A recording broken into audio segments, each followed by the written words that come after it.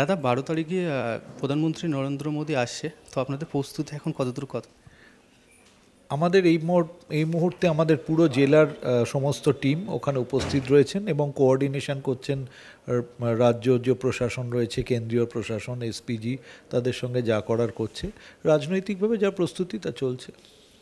ব্যারাকপুরে প্রধানমন্ত্রীর সভা আছে, তো যে মাঠে সভাটা হবে সেই মাঠটা খুঁড়ে দেওয়ার অভিযোগ টিএমসির ওপরে, তো এই বিষয় নিয়ে কী বলবেন দাদা? অত্যন্ত নীচ মনের পরিচয়, কারণ আজকে সারা ভারতবর্ষে ভারতীয় জনতা পার্টির রাজত্ব রয়েছে। তাদের নেতারা যে কোনো জায়গায় গেলে তাহলে রাস্তা বন্ধ করে দেওয়া যায়, খুঁড়ে দেওয়া যায়, তাদের আত্মীয় স্বজনরা গেলে সেখানে এই জিনিস করা যায়। এই মানসিকতা ঠিক নয়। ভারতবর্ষ গণতান্ত্রিক দেশ, গণতান্ত্রিক ভাবনা প্রত্যেকের মধ্যে বিকশিত হওয়ার দরকার, না হলে সমস্ত জায়গায় অন্যরকম সমস্যারও সৃষ্টি হবে। আর বলছি, আজ আলিপুরে নমিনেশন জমা দেওয়ার সময় সিপিএম এবং বিজেপিকে টিএমসির কার্যকর্তারা আটকায়, তাহলে টিএমসি কি এখন থেকেই ভয় পেয়েছে?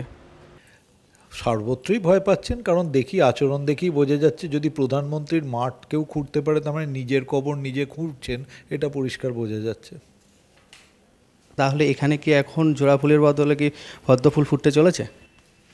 পিচ যারা খেলার মাঠে খুঁড়ে দেয়, মাঠ যারা খুঁড়ে দেয়, এর থেকেই বোঝা যাচ্ছে যে কী অবস্থায় দাঁড়িয়েছে এবং বিপরীত দিকে যারা রয়েছেন তাদেরকে মানুষ আশীর্বাদ করার জন্য কতটা এগিয়ে এসছেন এবং আমাদের কতটা সাড়া, এটা পরিষ্কার বোঝা যাচ্ছে। এর থেকেই আমরা বলতে পারি যে আমরা আগামী দিনে বাংলায় 42টা সিটেই পদ্মের বিকশিত হতে যাচ্ছে।